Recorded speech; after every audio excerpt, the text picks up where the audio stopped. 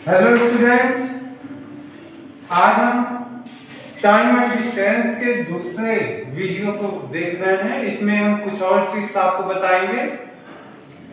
ये चौथे टाइप का है, टाइप 4। इस टाइप का एक क्वेश्चन आता है, ये इसकी ट्रिक है, इसको समझ लीजिए।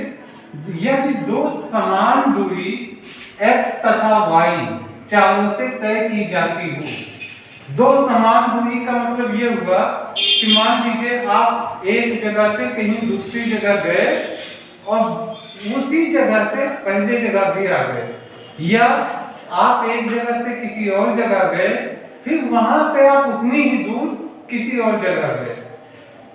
दूरी वही होगी, दूरी समान होगी, लेकिन आपका जो स्पीड है वो अलग अलग होगा। तो एक्स वाई चालों से तय की जाती है, तो औसत चाल जब निकालनी हो तो 2xy upon x plus y, 2x into y, इन दोनों चालों का multiplication upon x plus y, इन दोनों चालों का टोटल। इस पे एक क्वेश्चन लगा के दिखा रहे हैं आपको।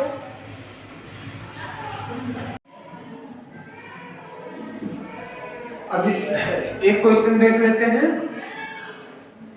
एक बस A से B तक की दूरी 30 किलोमीटर प्रति घंटा, यानी एक चाल मान लीजिए, पहली चाल x, तथा B से C तक की दूरी 20 किलोमीटर प्रति घंटा, यानी इस चाल को y मान लीजिए, चलती। यदि A से B और B से C तक की दूरी 150 किलोमीटर हो, तो बस की औसत चाल क्या है? इस औसत चाल को निकालने में इस दूरी का कोई मतलब नहीं होता है। सिर्फ आपको दो डाटा चाहिए। पहला डाटा x, पहली चाल 30 किलोमीटर, दूसरा y 20 किलोमीटर। अब इसको फार्मूला यूज कर दीजिए। फार्मूला क्या है? 2xy upon x plus y equal 2 into x 30 into 20 upon 30 plus 20 equal 2 30 20 upon 30 20 50। अब इसको आप चाहे तो काट दीजिए, सिंपल सा कटिंग भी कर सकते हैं। 1 0 1 से काट दिया, 5 6 जा 30, 6 2 जा 12 और 12 2 जा 24। आंसर 24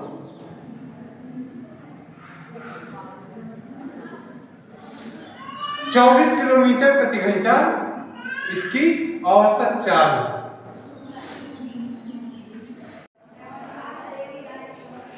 एक दूसरे टाइप का क्वेश्चन आपको बता रहे हैं।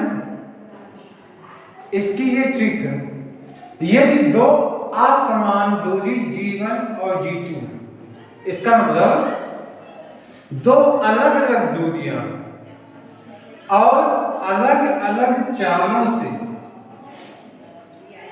तय की जाती है, तो औसत चाल। इससे पहले जो हम लोगों ने बात किया था वहां समान दूरी थी, पर इस बार दूरी असमान है और चाल भी अलग अलग है और दोनों दूरी भी अलग अलग है।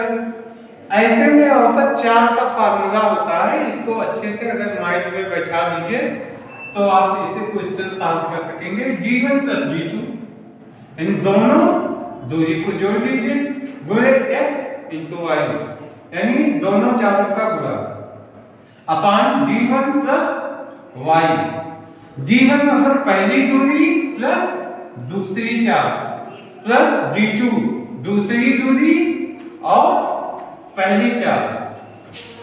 इस तरीके से g1 प्लस g2 गुणे x गुणे y अपान g1 गुणे y प्लस g2 गुणे x, ये हमें याद रखना है। ये आपका फार्मूला है। अब इस पे क्वेश्चंस लगा के आपको दिखा रहे हैं। अगला क्वेश्चन देख रहे हैं, एक ट्रेन ए से बी तक 60 किलोमीटर की दूरी 40 किलोमीटर प्रति घंटा की चाल से तथा बी से सी तक 90 किलोमीटर की दूरी 60 किलोमीटर प्रति घंटा की चाल से जाती है, तो पूरी यात्रा के दौरान औसत चाल क्या है? सबसे पहले इसमें हम डिस्टेंस और स्पीड रख लेते हैं। मान लीजिए D1 कितनी दूरी है? 60 किलोमीटर। चाल कितनी है? चाल को मान लीजिए x 40 किलोमीटर। B से C तक की दूसरी दूरी इसको मान लीजिए D2 90 किलोमीटर। और दूसरे चाल को y मान लीजिए 60 किलोमीटर। अब इसमें फार्मूला अप्लाई है, औसत चाल पूछा है। औसत चाल का फार्मूला आप जानते हैं, D1 प्लस D2 गुणे x गुणे y अपान D1 गुणे y पहली डिस्टेंस दूसरी स्पीड प्लस D2 गुणे x दूसरी डिस्टेंस पहली स्पीड। अब इसको कर लीजिए, D1 60 plus D2 90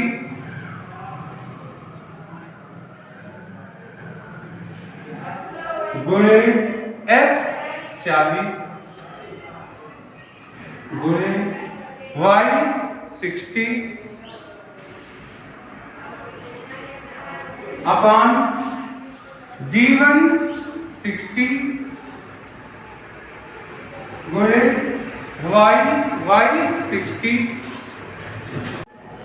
plus D2 90 गुणे x 50।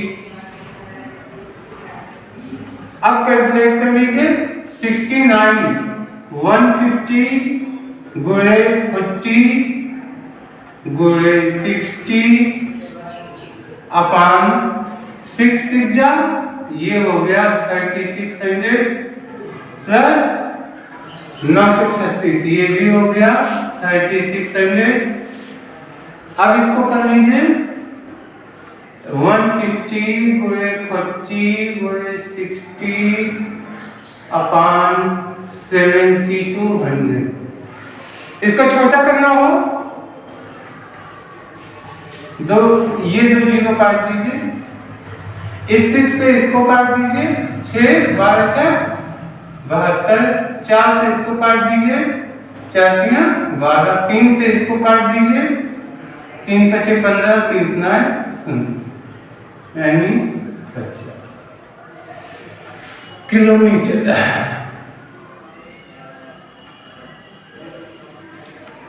औसत चाल क्या है? 50 किलोमीटर प्रति घंटा। ये इसका आंसर हो गया। इस तरीके से असमान दूरी अगर हो तो भी हम उसका एवरेज स्पीड निकाल सकते हैं। अब आते हैं दूसरे, एक दूसरे टाइप का क्वेश्चन देखिए। इसकी ट्रिक है, यदि दो स्टेशनों के बीच की दूरी g हो, कोई जो नए स्टेशन हो, किसी दो स्थान भी हो सकते हैं, तथा दो रेलगाड़ियां, कोई जो नई रेलगाड़ी हो, बस हो या कोई भी दूसरे वाहन हो सकता है, दोनों स्टेशनों से एक दूसरे की ओर x तथा y चालों से चले, तो दोनों को मिलने में लगा समय, यानी कितने समय बाद दोनों एक दूसरे से मिलेंगे, तो इसको निकालना बहुत इजी होता है। लगा समय इक्वल g/x प्लस वाई। बहुत आसान होता है, इसको आप याद कर लें तो आप क्वेश्चन को वर्बल सॉल्व कर सकते हैं। g/x plus Y. अब आइए इस पे क्वेश्चन लगा के दिखा रहे हैं। एक क्वेश्चन है, दो स्टेशनों के बीच की दूरी 400 किलोमीटर है, यानी आपका g 400। दो रेलगाड़ियां दोनों स्टेशनों से 45 किलोमीटर प्रति घंटा तथा 35 किलोमीटर प्रति घंटा की चालों से एक दूसरे की ओर चलती हैं। कितने घंटे बाद वे एक दूसरे से मिलेंगी? अब देखिए कितने घंटे बाद मिलेंगी, बहुत आसान है। आपका इसको हल करने के लिए आपका g कितना हो गया 400, x यानी पहली चाल 55, दूसरी चाल 35, इसको y मान लीजिए। अब फार्मूला क्या है, g/x प्लस y, यानी 400/45 प्लस 35। 45, 45, 50, 30, 80 काट दीजिए, 8 बचे 80 बचे